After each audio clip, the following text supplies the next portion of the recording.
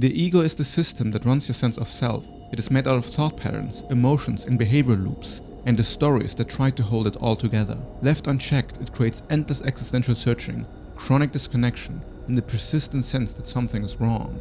The goal of my videos is clarity, to see your identity and its contradictions for what they are, named precisely, to finally understand what it is that we're all running away from. Bliss is possible for you. Immense well-being is possible for you. You don't have to suffer, and your life can be how you want it to be. A lot of the issues that people have is that what I just said gets met with immediate skepticism. It has been so trained within us that beauty and well-being is outside of our reach, so that we always, stay stuck in where we currently at. But there's like a spiral that you can fall into that shows you that your life can genuinely be heavenly. And in order to let yourself fall into that spiral, you need to drop all your skepticism, all your ego defenses, and look at how reality actually works. It's about applying the scientific method and a scientific understanding, and also our personal experience and our personal understanding, being open-minded about what is possible, and then questioning relentlessly all the illusions of the mind, all the ways your mind lies to you and creates fantasies in your own head that do not map onto reality. When I started to want to really change my life, because I had like a lot of struggles with depression, I had a lot of existential anxiety, I was in a very bad spot, especially in my teen years, and then growing into my 20s. And there's so much here that started the spiral. So it's not like this one thing and it's the magical solution for all things, but it starts with genuine desire. It starts with genuine will to change. And then it starts with the belief to change. And if you struggle with desire or belief, then it is actually quite useful to focus on how unhappy you are and how uncomfortable you are. And to not use all of these distraction mechanisms that are currently put in place to keep you stuck, but to take your time and notice how unhappy you are and focus on the sensation and the feeling of it. And then wonder, wow, okay, so I'm going to live maybe 50 more years in this life. Do I really want to feel this way for the rest of my life? And then the answer clearly becomes, no, I don't. Like, of course not. Nobody wants to suffer. Everybody who tells you who wants to suffer is just, it's just lying. People do not want to suffer. I mean, you can be a masochist and like pain, but I do like to make that differentiation because then pain is actually pleasurable, but that's a different topic. But nobody wants to suffer. You don't want to suffer. If you're suffering, you're doing something wrong. And recognizing that is kind of like the first step. Now you will have a long list of reasons why you will stay stuck in wherever you are right now, and that you cannot actually move outside of this framework. And now you can pick apart all of these different belief systems that are within your own mind that are telling you this, and you can trace back where these beliefs come from. Oftentimes some past experience in your own life that taught you that this is how you're supposed to think, this is how you're supposed to feel. And when you can trace back that your own mind isn't just like this truth-seeing machine that just magically sees how things are, but that you have been taught into these frameworks of negativity, then you can let go of them because you see they are arbitrary. There actually is subjective perspective that you have been indoctrinated in. Now, a lot of belief systems will open up to you where you can actually have some faith in the potential to make things better. And you need to be a bit careful because the ego doesn't actually like to get better. The ego and the sense of identity wants the comfort of staying the same, and changing your identity is painful. This is why the first step of actively looking towards your own pain is so useful, because then you won't get pushed around by your ego saying, oh, no, let's not change here. That's uncomfortable. That feels painful. That feels very, dissonant. Because all change requires some sort of dissonance. It requires push against current structures. Just like when you start to work out, your body starts to sweat, and there's like an energy exchange there that is somewhat uncomfortable, but it's not because it's bad, it's because there's work involved.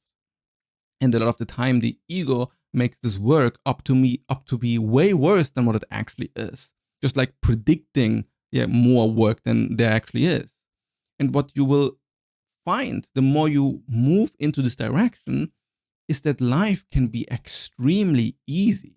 And everything you think is so full of effort and so full of tension and friction is fully the responsibility of the ego. That everything that is dragging you down is just a part of your mind that tries to stay in its current mode of homeostasis. But it's not actually homeostasis. You're not actually balanced. You're just kind of stuck in this mode.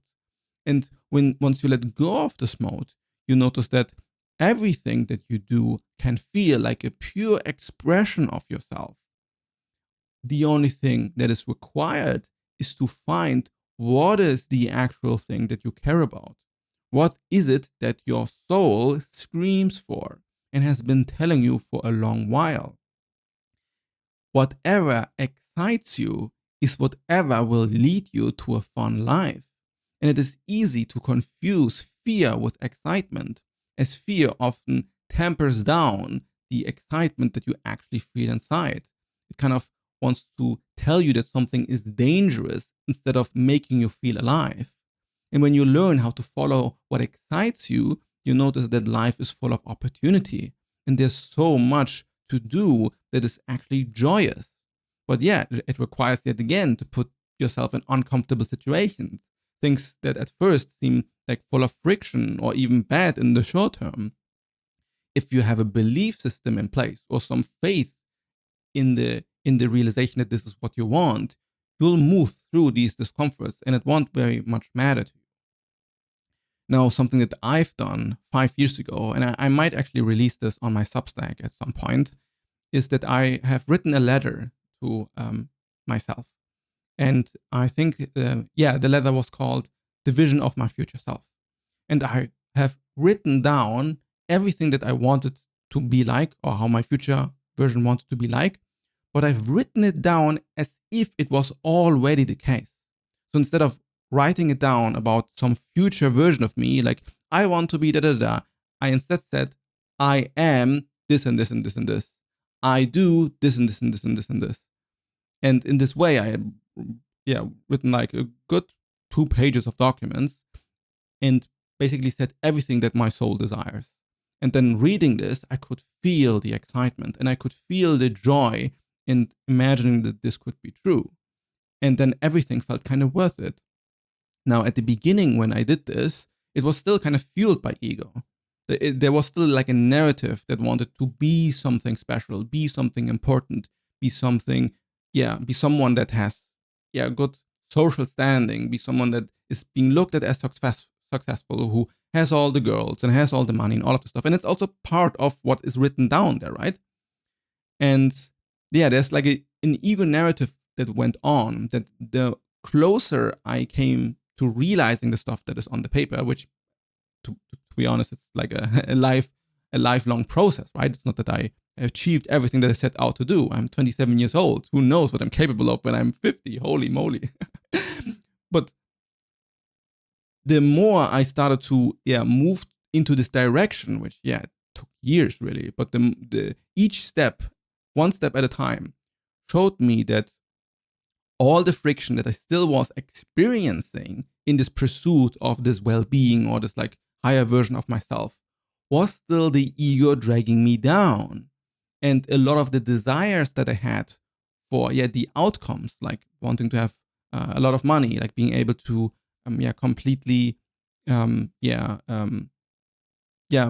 completely take care of my parents, completely take care of my brother, completely take care of myself, and then having like a big business and being very healthy, being very grounded, being very spiritually mature, all of this stuff. Doing this process of becoming this person, the ego kept telling me that I'm not good enough because I'm not at this point of division yet. And then there's like this striving and this neediness to be in this state. And the more I moved towards the state, the more I realized that everything on this page didn't actually matter as much as my personal spiritual contentment. And that the spiral towards the amazing life isn't about an outcome, and it is all about being comfortable in the process of moving towards something. And whatever the something is completely up to you. There's nobody there to tell you what this is supposed to be. So it is fine to have some ego driven narratives going on that tell you that you must be somebody important or become somebody important, as long as doing this process, you keep dismantling the need for outcomes and replace it with the joy or excitement of action and creation. So the more I, stopped caring about what the results of what I'm doing is going to be, the more authentic my expression became and the easier it became to work. Now that I'm not obsessing over how many views I get on YouTube, I make more views on YouTube. Now that I'm not obsessing about how much money I'm making more money. Now that I'm not worrying about how well I can care for my client, I'm caring way better about my clients. The neediness to be seen in a particular way makes everything worse and it breaks everything down. And once you notice that you can untether the ego completely from your desires, you start to see how powerful you actually are. And all these ego fantasies oftentimes were even thinking too small. And you are capable of so much more. And a lot of time, the ego kind of limits you in thinking what you are capable of, how much love you deserve, how much wealth you deserve, or how much like heavenly bliss as possible in this entire human realm for all of humanity.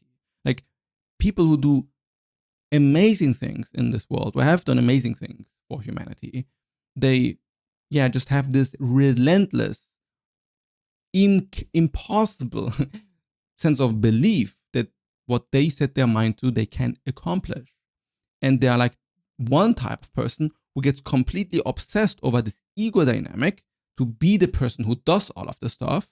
And often these times become very neurotic, pretty toxic, oftentimes abusive and manipulative.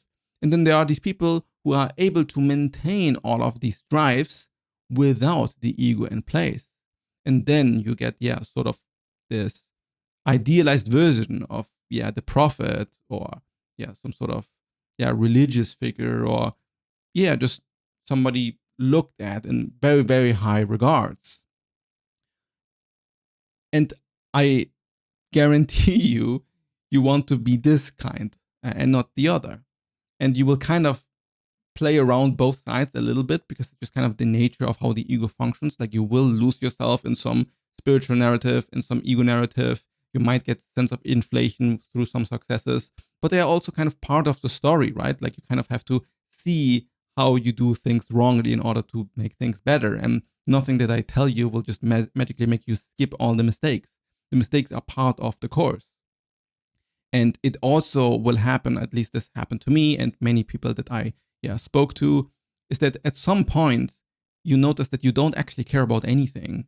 You don't care about any of your goals.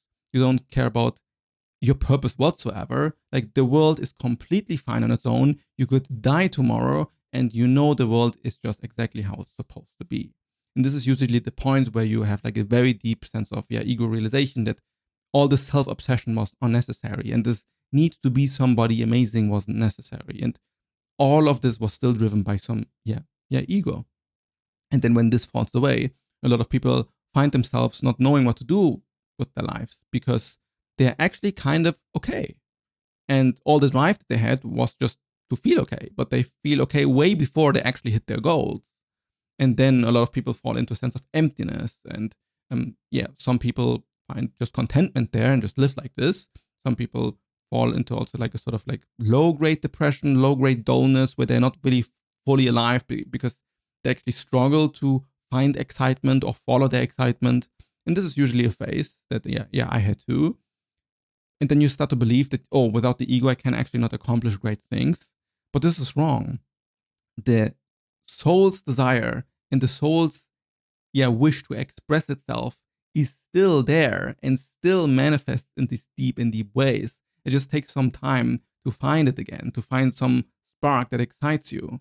And then likely, sooner or later, you'll see that if the document that you've written was authentic and real, then the same desires still hold. And maybe you would phrase them differently. Maybe things back then seemed a bit too grandiose or actually not grandiose enough. And then it reignites the fire. And it's really a desire for power. It's a desire for impact, and it's a desire for influence without it being about yourself, without it being about you doing all the stuff, but you wanting the stuff to happen.